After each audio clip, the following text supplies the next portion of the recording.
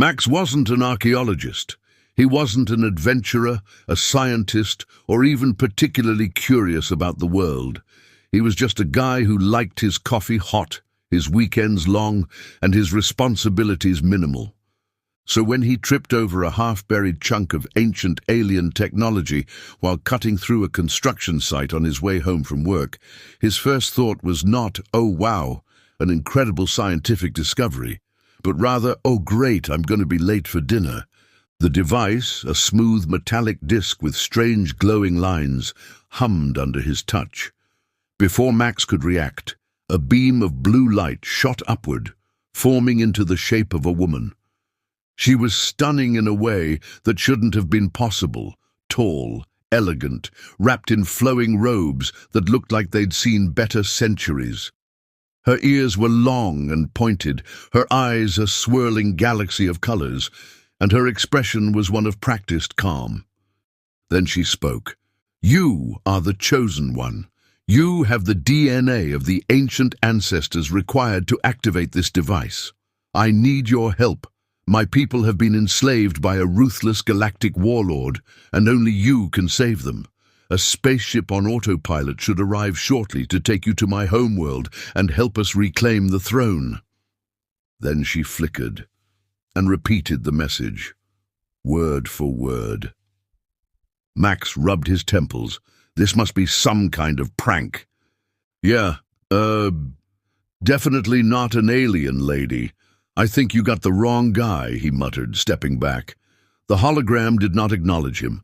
Instead, she continued her message on loop, oblivious to his existential crisis.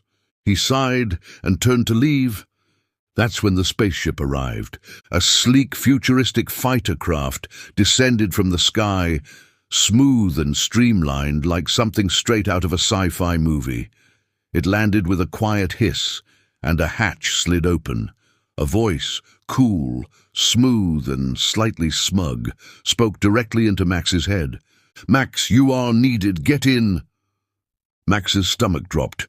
"Wait, how do you know my name?" "You activated the device, silly. And yes, I can hear your thoughts. Now get in. We have not got much time to take back the throne." Max took a step back. "Yeah, see, that sounds like a you problem, not a me problem." The ship's lights pulsed impatiently. "Look, you can either get in voluntarily, or I can use the tractor beam. Your choice." A sudden blue glow surrounded him. "Oh, come on." Before he could finish protesting, Max was yanked off the ground and pulled inside. The spaceship was absurdly advanced, full of glowing panels, hovering displays, and seats that molded to his body. "A ship?" Max asked. "Where are we going?" "Homeworld of the Zalari people. Estimated arrival, 20 minutes. "Right, and what happens when we get there?" "The warlord who enslaved the Zalari will likely try to kill you." Max blinked. "Oh, cool. Love that for me." A small, cheerful ding sounded, like an elevator reaching its floor. "Approaching destination," the ship announced. The viewport in front of him shifted, revealing a planet below, lush, blue-green, and surrounded by enormous, battle-scarred ships. "Oh yeah, this totally looks like a place I want to be." The ship ignored his sarcasm and descended. The warlord's palace was a massive fortress of black stone, surrounded by towering spires and guarded by soldiers in menacing armor. Strangely, when Max was escorted inside, nobody immediately tried to shoot him.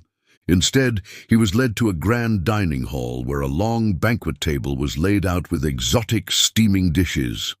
Seated at the head of the table was a massive figure in gleaming armor, broad-shouldered, with dark red eyes and a grin full of sharp teeth.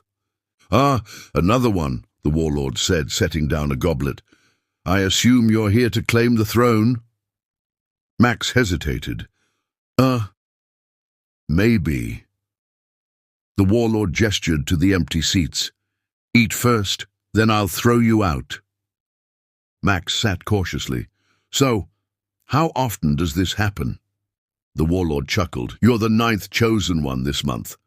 Max choked on his drink. "9th? This month?" Yes. The warlord leaned forward. You're all the same.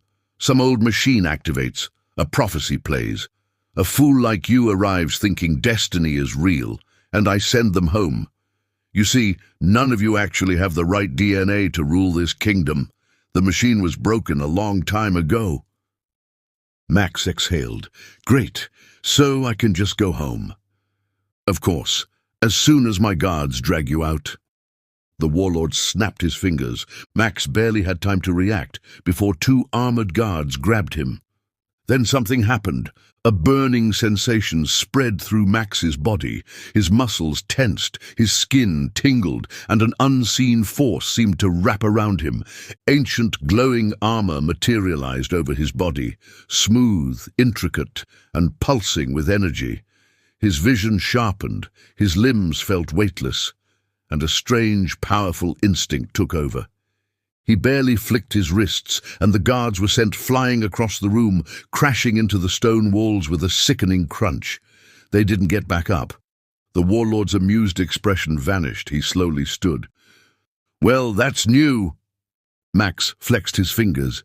The armor pulsed, responding like a second skin. Power thrummed through his veins.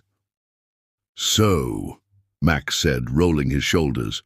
What was that about me not having the right DNA? The warlord's eyes narrowed. Then he lunged. Max didn't know how to fight, but the armor did. His body moved on its own, dodging blows, countering with strikes that sent shockwaves through the hall. The warlord was strong, but Max was stronger. In a final clash, Max's fist connected with the warlord's chest plate, sending the tyrant flying through the grand dining table, shattering it into splinters. The hall fell silent. Then the remaining guards dropped their weapons. A group of robed figures, Zelari rebels, judging by their awed expressions, rushed into the room. One stepped forward. The prophecy was true. Max exhaled. I guess. The rebels knelt. My lord, what are your orders? Max stared at them, then at the unconscious warlord, then back at them. He groaned. Oh, come on. I really don't have time to run a kingdom. I already run so many, so have your fun, human. It will run out. The warlord groaned as he pushed himself up from the wreckage of the shattered dining table. His armor was cracked, his pride bruised, but his sharp-toothed grin remained intact. He dusted himself off, looking Max up and down. Well, well, he muttered, rubbing his jaw. I'll admit, you hit harder than the last 8. Max, still flexing his fingers as the energy pulsed through his new armor, narrowed his eyes. You're taking this surprisingly well for a guy who just got thrown through a table. The warlord chuckled. Oh, I've lost before, human. You think this is the first time some chosen one has tried to overthrow me? It's a cycle. Yeah, well, this cycle ends with you in a prison cell. The warlord smirked. Oh, I don't think so. Before Max could react, the warlord pressed a small device on his wrist. A bright flash of red light flared, and in an instant he vanished in a burst of teleportation energy, leaving behind only a faint echo of his voice. Enjoy the cleanup, King Max. Warlords always leave a mess. Silence settled over the hall. Max stared at the spot where the warlord had been, then groaned. Oh, come on. One of the kneeling rebels looked up cautiously. Sire, what are your orders? Max sighed and rubbed his temples. First of all, don't call me sire. Second, we need to track down where that guy went. Third, I guess we have to clean up this city. The rebels nodded solemnly. Max sighed again. Yeah, figures. Warlords never clean up after themselves. The city, once a proud jewel of the Zelari civilization, was a mess. The warlord's reign had left it in ruins.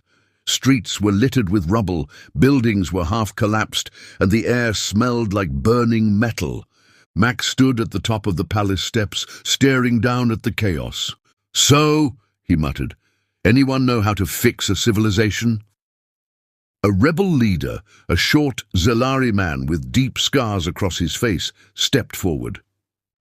It will take time, my lord, But with the warlord gone, the people will rise up and rebuild. Yeah, about that. Max crossed his arms. We're not done. That guy's still out there. And I have a feeling he's not the real problem. The scarred rebel frowned. What do you mean? Come on. Max gestured vaguely at the sky. Galactic warlords don't just pop up out of nowhere. They always work for someone.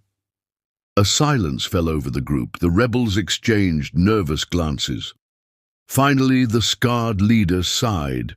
You're not wrong. The warlord was strong, but he had powerful backers. Someone supplied him with ships, weapons, and an army.